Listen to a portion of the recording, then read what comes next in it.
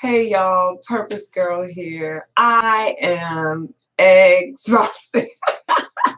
I'm exhausted. Today was a chill day, but I just been doing a lot lately, so I'm pretty exhausted. And as soon as I'm done, I'm going to jump into my bed, curl up, put the covers over my head, and that's it.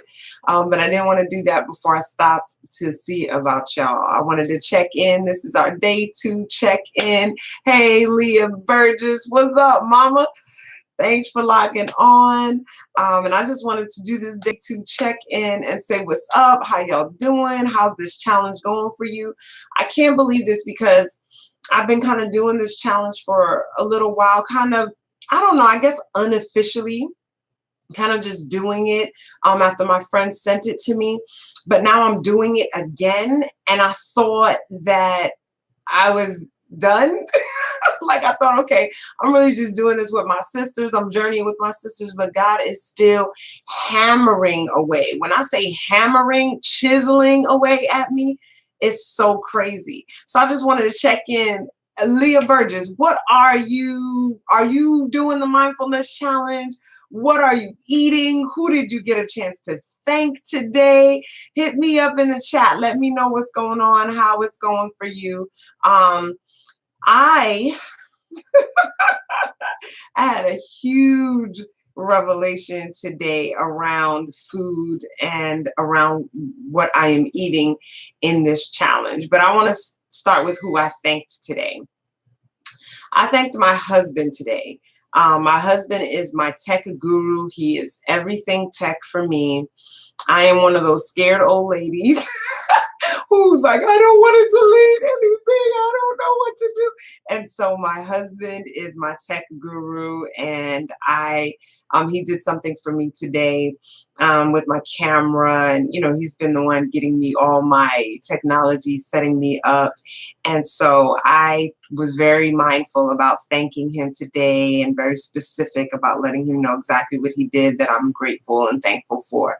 So, all right, Leah, you're saying you are doing it. Not facing poverty, because you do that daily. I hear you. But you're working on the complaining, not complaining, wearing the bracelet so that you can switch it to the other wrist. All right, awesome.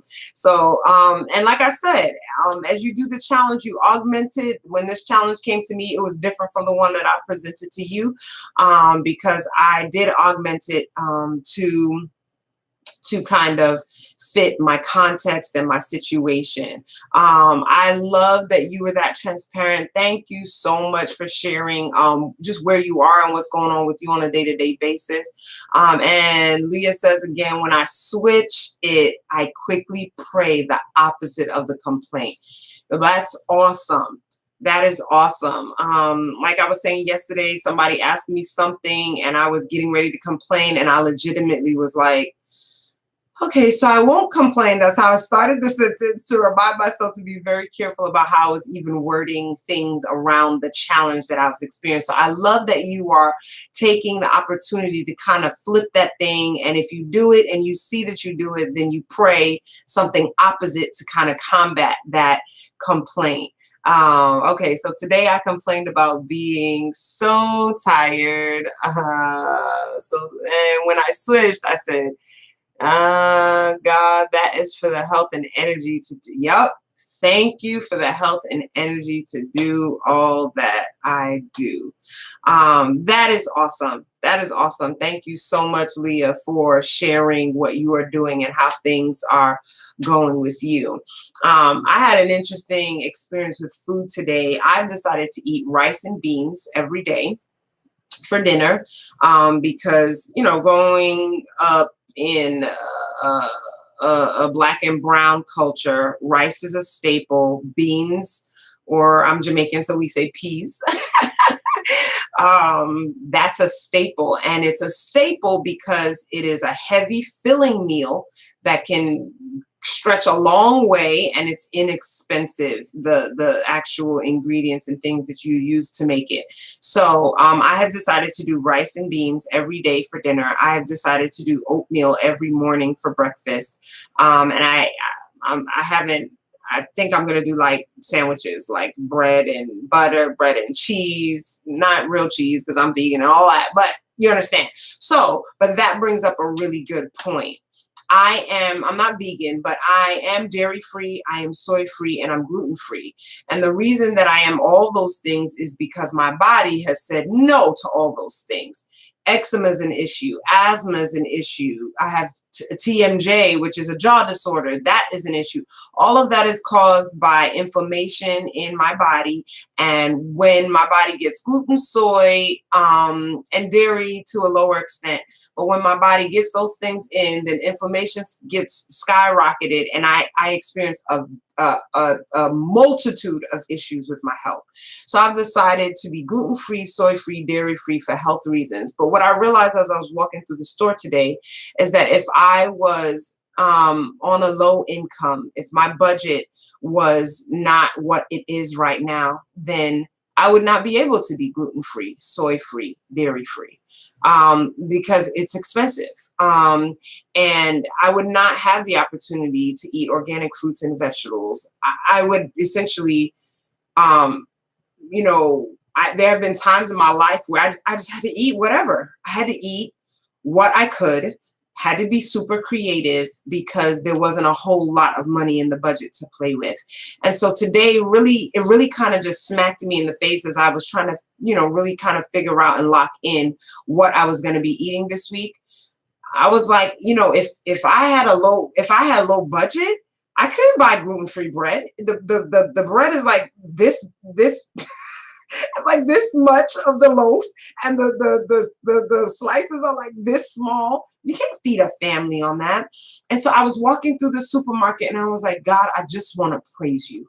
I just want to thank you, because I remember a time my children have asthma and they have a specialized diet as well. And I remember a time when I said to God, I just want to eat healthier. And there was no money in the budget. And I was like, God, if you could just make room in our budget, I will commit myself to this. But along the way, since he has done that, I found myself complaining about what I can't eat. Oh, I can't have roti. Oh, I can't have a beef patty. Oh, I can't have this. I can't have that. And all the while, God is saying, but I gave you what you needed to be healthy. And so today, this mindfulness challenge hit me smack dab in my face that I am complaining about what I can't eat and not realizing how much God has blessed me to be able to eat in a way that is healthier for my body. And I just want to give him thanks and praise for that. And that's where I saw God today. I saw God in my blessing of being able to eat in a way that really promotes my own health. And I'm really, really grateful for that. And it also led me to pray that prayer for others who want to change their lifestyle, eat healthier, but it's not in the budget. I have been there, and today I was acutely aware of it. And so that has put me in a space to begin to pray and keep that on my daily prayer list for those who want to make some shifts in their diet, but really don't feel like they can afford to or really can afford to.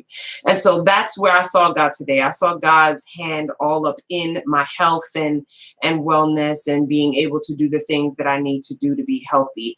Where did you guys see God today? Whether you are going to watch this video in the playback or whether you're on now, go ahead and just type in the comments where you saw God today in your life or what you're experiencing around this challenge. I see that Leah Burgess says 100% right. I mean, I just remember times when it was just bread and butter, and I remember times when it was just rice and peas. And I remember times when it was ramen noodles, when it was. My husband just said to me today, you really should be eating ravioli from the can, because he had times where that was what him and his family had to do. I know that he said to me, he told me one time that they used to do syrup sandwiches where it's the bread and it's just syrup and that's what you got. And, I remember times sardines in the can was a staple in my house growing up. So, it is totally 100% when your diet, when your budget is not where you want it to be or where you need it to be. Sometimes things get skimped on in the food area, and really it's not that you're skimping, you're doing the best with what you have. And so I was grateful for that. Leah Burgess saw God in her nap. Come on, Jesus. Somebody say nap. Hey, hallelujah. Yes, I would love to see Jesus in a nap. But whenever I do get to nap in the middle of the day, I definitely see Jesus in that. Thank you so much for posting that. Yeah, hallelujah.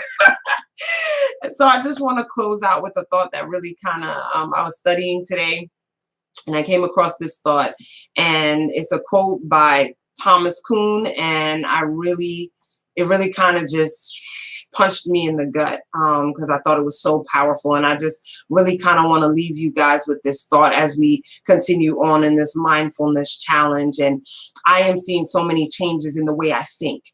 And as I said in my first video, your thoughts drive your emotions, and your emotions drive your behavior.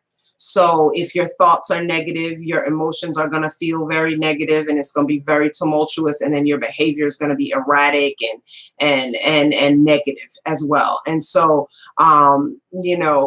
this quote, the quote from Thomas Kuhn says, "We will only change when the pain of staying where we are exceeds the pain of moving."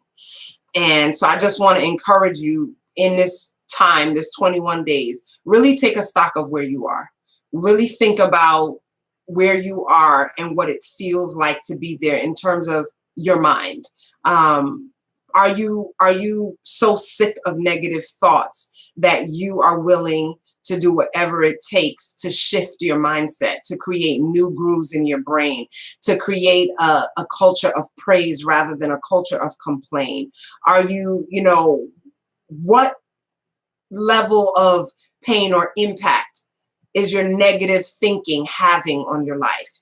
And when you decide that enough is enough, that's where I am. I've decided fear is not going to control me anymore. Negative thoughts are not going to control me in my relationships anymore. I am tired of it. I am the pain of lost relationships, the pain of not doing the thing that is inside of me, that God is pouring into me daily, and feeling that constant pressure, but holding back because fear is controlling me. I'm done with that. I'm sick of that. And I would rather fall flat on my face. I would rather fail. I would rather look like a fool than keep what is inside of me that God is putting in me trapped in there. I'm done. The pain of that, I'm over it. And now I'd rather feel the pain of falling.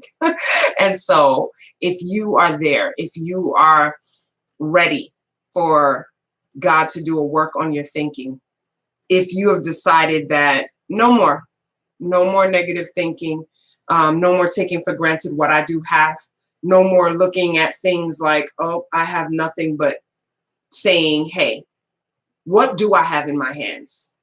I can be resourceful and I can do something with this. So from Purpose Girl to you, girl, remember, you are free.